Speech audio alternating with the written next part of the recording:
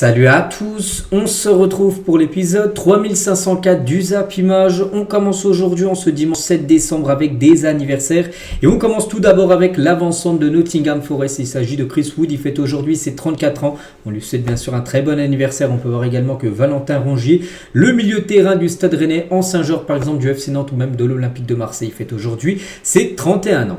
On continue et je vais vous présenter maintenant le programme bien sûr du jour parce qu'aujourd'hui pas mal de football en ce dimanche. Tout d'abord en Allemagne, Dortmund reçoit Offenheim ou par exemple le Werder de Brême se déplace cet après-midi chez le promu Hambourg. Du côté de la Première Ligue, West Ham après avoir obtenu le match nul 1 partout, c'était jeudi soir du côté de Manchester United. Il se déplace à Brighton cet après-midi à 15h et Fulham reçoit l'équipe de Crystal Palace du côté de la Ligue 1. Donc Nice contre Angers, surtout Nice. Après tout ce qu'on a pu dire là, la semaine là, avec bien sûr la bagarre, enfin des joueurs qui ont été frappés la semaine dernière, tout ça, la semaine était très mouvementée du côté de Nice. Donc un match hyper important bien sûr pour Nice, qui a enchaîné quand même 6 défaites d'affilée. Il faut absolument s'imposer aujourd'hui, sinon il pourra encore beaucoup avoir de débordements. Donc là, Auxerre contre Metz, donc ça c'est un match bien sûr qui sera très important dans l'optique du maintien. Le Havre contre le Paris FC et Lyon ce soir se déplace à Lorient à 20h45 du côté de la Serie A. L'AS Roma se déplace à Cagliari, la Lazio de Rome reçoit Bologne et ce soir très grosse affiche, le Napoli reçoit la Juventus Turin. On en parlera bien sûr demain lundi. Du côté de la Liga, Gérone se déplace à Elche, Valence reçoit le FC Séville, l'Espagnol Barcelone reçoit le Rayo Vallecano et le Real Madrid après plus d'un mois en jouant que des matchs à l'extérieur. Ils ont joué les 6 derniers matchs à l'extérieur. Ils retrouvent leur Bernabéu, leur stade. Ils reçoivent ce soir le Celta Vigo, coup d'envoi 21h. Donc voilà le programme bien sûr. Dans les gros championnats européens, on fera le tour comme tous les lundis demain sur tout ce qui s'est passé niveau résultats. Et vu que tu en parlais du Real Madrid, là, on va parler d'un ancien joueur Marcelo légende bien sûr du côté du Real. Donc il aurait adoré jouer lui avec Kylian Mbappé. Il a dit il est génial, impressionnant, un prodige physique. Il a beaucoup de talent, il travaille dur, il se bat, il marque des buts. Je l'adore vraiment. J'aurais aimé jouer avec lui, mais il est arrivé un peu trop tard. Voilà, parce que Marcelo l'avait déjà bien sûr quitté l'équipe madrilène et toujours avec lui, toujours dans son interview Marcelo. Il a parlé de Kvaratskhelia, joueur du PSG. Il a dit j'adore Kvaratskhelia du Paris Saint-Germain. Il adore bien sûr ce joueur. On continue avec une autre équipe. On va parler de Liverpool, mais surtout de Virgil van Dijk qui prend la défense de Florian Wirtz. On sait le début de saison est très compliqué de Wirtz du côté de Liverpool. Donc il a dit il peut encore devenir bien meilleur, mais ça demandera un peu de temps. Donc il a une très bonne raison pour laquelle un club comme la nôtre, de Liverpool, l'a recruté. C'est un joueur exceptionnel, un joueur de classe mondiale. Pour lui, il faut rester stable, ne pas trop s'enflammer, ne pas trop s'abattre, bien sûr, parce que le début de saison est long. Et c'est vrai qu'il y a des joueurs des fois qui arrivent à s'adapter très rapidement dans une équipe. Il y a des joueurs qui arrivent directement les premiers matchs, ils marquent tout ça, donc tout se passe bien. Il y a des joueurs c'est plus compliqué comme Wirtz. Wirtz, on va pas dire que c'est un mauvais joueur les gars, c'est pas un joueur finito. On sait ce qu'il a pu faire dans le passé, bien sûr, c'est juste qu'il a du mal, bien sûr, à s'acclimater à son nouveau club de Liverpool, en plus qui fait un début de saison compliqué, bien sûr, cette équipe des Reds. Et Wirtz, lui, il le dit, il réclame du temps pour un retour en forme. Il a dit, il nous faut juste encore un peu de temps pour mieux nous connaître et créer une dynamique plus positive. Je pense que tout ira bientôt dans notre sens. Nous avons une qualité incroyable dans le vestiaire, des personnalités et d'excellents joueurs. Nous devons simplement travailler dur et rester unis en tant qu'équipe et en tant que club. Et j'espère que nous aurons plus de succès. Voilà ce qu'a pu dire Wirtz par rapport à ce début de saison et son début de saison qui est pour l'instant, on va dire, plutôt, voire très moyen.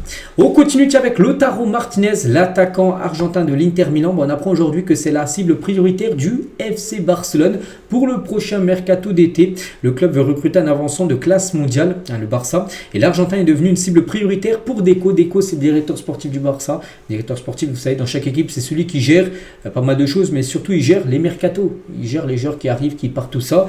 Et voilà, Deco, les gars, une cible prioritaire, c'est Lautaro Martinez. Après le Barça, c'est vrai qu'ils ont d'autres joueurs aussi en tête. Ils ont aussi Alvarez, les gars. Un autre Argentin de l'Atlético. Ils ne pourront pas faire tout le monde. Il y a Haaland aussi que le Barça. Bon, là, ça, c'est plutôt le rêve de Laporta. Donc, c'est vrai qu'il y a des noms qui circulent du côté du FC Barcelone. On apprend aujourd'hui que Martinez pourrait être une cible très prioritaire du Barça. Pour l'été prochain, serait pour remplacer Lewandowski qui va partir. De toute façon, le Barça devrait frapper un très gros coup l'été prochain avec un numéro 9 de classe mondiale. Pourquoi pas Martinez. Toujours du côté du Barça, on va parler de Szczęsny. La saison dernière, on sait qu'il a beaucoup gaulé, bien sûr, avec la blessure de Ter Stegen. Et il a dit, après la défaite contre l'Inter la saison dernière en demi-finale retour de Ligue des Champions, j'ai vu Gérard Martin pleurer. Je lui ai alors rappelé sa propre histoire. Il y a 2 ans, il jouait dans des petits stades et maintenant, il joue une demi-finale de la Ligue des Champions. C'était contre l'Inter. Bon, ils avaient perdu 7-6 score cumulé sur les 2 demi-finales. Je lui ai dit, regarde où tu en es, ce sont les toilettes de San Siro, regarde le chemin que tu as parcouru pour jouer tout simplement une demi-finale de Ligue des Champions. Après cela, il a su se tenir droit et a gardé la tête haute. Voilà, il était parti le réconforter Chesney après cette élimination bien sûr du Barça saison dernière en Champions League. Des nouvelles de Dario Benedetto, ancien attaquant argentin de l'Olympique de Marseille. On se souvient, il était venu à Marseille, bon lui aussi, ça a été compliqué, la pression, tout ça. Il avait eu du mal. Il consulte un psychologue depuis son passage à l'OM, c'est lui qui l'a dit. Je suis en thérapie depuis 7 ans, je pense que tous les footballeurs devraient en faire autant, voilà, de parler avec un psychologue pour aider, voilà, parce que dans le foot, les gars, il n'y a pas que le physique, bien sûr, dans la tête, ça joue énormément. Regardez, Ronald Araujo, actuellement, les gars, il est dans une période délicate du côté de Barcelone, il a demandé des jours de repos, voilà, pour se remettre à plat au niveau, dans sa tête. Et ça a été la même chose pour Benedetto. Il est en thérapie depuis 7 ans quand même. J'ai commencé en France parce que j'avais du mal à m'adapter à la vie là-bas, en France, à la langue, pas au football. Il dit qu'il s'était bien adapté au football, mais à la... c'était différent, voilà, la vie française par rapport à la vie qu'il a pu connaître dans le passé en Argentine, tout ça, donc c'est très différent, donc c'est pour ça qu'il avait besoin de se faire aider en gros. Et Dario Benedetto, on lui voit beaucoup de force bien évidemment. On continue avec Chiellini, ancien défenseur bien sûr de la Juve. Il parle d'une prolongation de Kenan Yildiz. Vous savez, ce joueur, c'est un sacré crack. Il a dit qu'il a la volonté de part et d'autre. C'est un joueur si spécial qu'il a besoin d'un peu plus de temps. Mais il a un contrat long et nous sommes convaincus qu'il fera partie de l'équipe encore de nombreuses années. Parce que déjà l'été dernier, je me souviens, il y a beaucoup de clubs comme Chelsea. Chelsea, ce sont un peu sur tout le monde.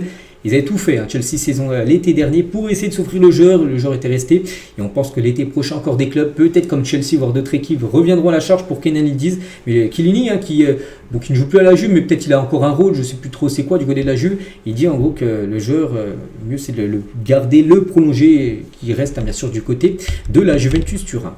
On continue avec Chelsea les gars et la presse anglaise détruit Emmanuel Emega et certains supporters n'en veulent même pas, n'oubliez pas qu'Emega ce week-end n'a pas joué avec Strasbourg. On sait qu'il y a quelques jours, il a été mis de côté parce qu'en gros, il y a quelques semaines, il avait dit, il n'y a même pas quelques semaines, il y a 1-2 semaines, il avait dit, oui, je croyais que Strasbourg avant c'était en Allemagne. Ouais, il a dit tout ça, alors que c'est bien en France, tout ça. Donc du coup, c'est pas trop passé, bien sûr, c'est pour ça qu'il a été mis de côté par Strasbourg. Et du côté de Chelsea, n'oubliez pas qu'il appartient à Chelsea maintenant. Il est prêté actuellement à Strasbourg. Il arrivera à Chelsea le 1er juillet prochain. Et les médias anglais ils ont dit ce transfert a suscité des inquiétudes chez certains supporters de Chelsea quant à l'attitude et la maturité du joueur en gros. Certains allant même jusqu'à affirmer qu'ils avaient recruté le mauvais attaquant à Strasbourg, qu'il y avait un autre attaquant plutôt qu'ils auraient dû prendre, Panicelli. Vous savez, cet attaquant qui marque pas mal. On doit trouver un moyen de l'envoyer ailleurs et de faire plutôt venir Panicelli du côté de Chelsea et laisser Emmanuel Emega le renvoyer un peu dans une autre équipe. Chelsea va examiner la situation et prendra en compte plusieurs éléments. Premièrement, le comportement d'Emega est préoccupant. En tant que capitaine du club, il ne devrait pas se trouver dans une telle situation. Voilà ce qui se dit à Chelsea. Vous savez que Chelsea c'est le club avec Strasbourg. Enfin Strasbourg c'est le club satellite de Chelsea. Donc ils suivent beaucoup Chelsea bien sûr ce qui se passe à Strasbourg et surtout sur un joueur qu'ils ont recruté. Et donc voilà, ils ont dit que l'attitude, le comportement d'Emmanuel Emega, et ça passe pas du tout. Voilà, donc c'est pour ça que à Chelsea, ils savent pas. Enfin, normalement, il a signé son contrat bien sûr à Chelsea, qu'il arrivera l'année prochaine. Mais en gros, les supporters n'en veulent pas. Voilà, donc on verra ça va être quoi l'issue.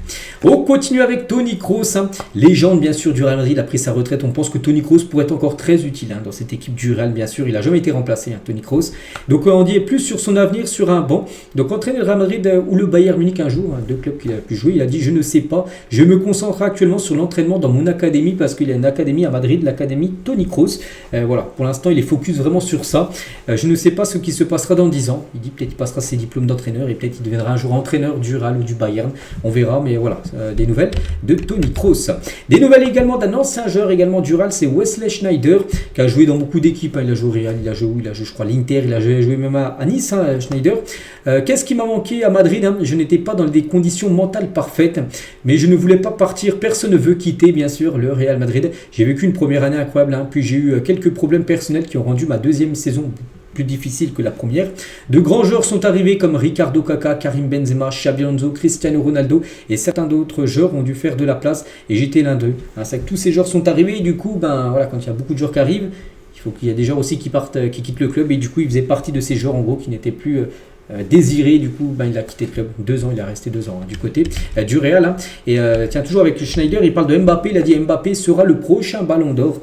Je maintiens qu'avec le système de points actuel, je suis quasiment certain que Mbappé remportera le trophée la saison prochaine à 100%. Bon, on verra parce que oui, Mbappé marque beaucoup, mais vous savez que c'est bien de marquer, mais voilà, aussi les titres titres seront importants. Si bien sûr Mbappé gagne ni la Ligue des Champions, ni la Liga, ni la Coupe du Monde, ça va être très compliqué de gagner le ballon d'or, à part s'il fait une saison, il marque 150 buts dans la saison, là oui, il y a peut-être des chances, mais sinon sans gros trophée, surtout qu'il y a une Coupe du Monde là qui arrive, voilà, on sait que le mondial sera important. Donc de plus, il est devenu un véritable attaquant, il n'est plus performant que sur l'aile et le Real Madrid n'a pas besoin d'un joueur comme Haaland. Voilà, en tout cas, lui, les gars, Schneider, il est vraiment fan de Kylian Mbappé. On continue, les gars, avec une info officielle. L'Algérie participera à la prochaine Kings League. Vous savez, ce tournoi organisé là, par Gérard Piqué. Donc, il y aura beaucoup de sélections. Et l'Algérie sera présente. L'équipe sera présidée par l'influenceur Hachmi. On continue avec Vitinha, qui a été désigné meilleur milieu relayeur de l'histoire du PSG par un sondage réalisé dans le journal L'Équipe. En gros, plus de 46% des 20 000 votants dans le journal L'Équipe ont plébiscité le Portugais, largement devant Marco Verratti et Thiago Motta. On peut voir les pourcentages: Verratti 15%, Motta 13%, Matuidi 11%, ou même Luis Fernandez, ancien milieu de terrain du PSG, 10%, et Vitinha 46%. A noter que ce sondage avait été publié sur le site du journal L'Équipe après le triplé de Vitinha contre Tottenham, et c'est pour ça qu'il a été bien sûr hyper médiatisé. Mais même les gars, s'il n'avait pas inscrit ce triplé là, on sait que Vitinha, je pense, ça aurait été le joueur parisien qui aurait reçu le plus de points, de plus de votes par rapport bien sûr au meilleur milieu relayeur de l'histoire du Paris Saint-Germain. On continue avec Kevin Prince-Boateng qui révèle à quel point Lionel Messi avait le pouvoir d'un dirigeant lorsqu'il jouait au Barça. Il a dit si Messi refusait mon arrivée, je ne pouvais pas signer au Barça. Avant que j'arrive, les deux directeurs sportifs ont dit qu'ils me voulaient, le président et le coach aussi. Je me suis dit parfait, je signe alors demain, voilà, il n'y a pas de souci. Et là il me dit non, il faut qu'on en parle à Messi. Messi avait ce pouvoir-là, voilà, parce que Messi il avait tellement d'influence au Barça que du coup il fallait aussi demander à Messi si voilà, ce joueur, Messi le voulait dans son équipe. Enfin, c'est Kevin Prince-Boateng qui l'a dit. Du coup, je ne sais même plus s'il il avait peut-être joué au Barça, oui certainement. Donc voilà, il fallait l'autorisation de Messi bien sûr pour valider oui ou non, on va dire, ce transfert. On continue avec Uli Hoeneß, donc c'est d'être, je crois, le président, ou je crois qu'il doit être président du Bayern, se montre serein quant à l'avenir de Harry Kane au club. Il a dit nous partons du principe qu'il honorera son contrat jusqu'en 2027, parce qu'on sait qu'en 2026, l'année prochaine, il avait une clause dans son contrat. Quand il a signé de Tottenham au Bayern, il a mis à partir de 2026, donc là l'été qui arrive, il aura une clause, je sais pas, 60 millions d'euros qui peut potentiellement quitter le club. Donc de lui, il a un contrat jusqu'en 2027. Et comme je dis, en 2026, il peut partir. Donc Uli Hoeneß lui souhaite qu'il reste jusqu'en 2027. Il dispose d'une clause libératoire jusqu'à fin janvier de chaque année.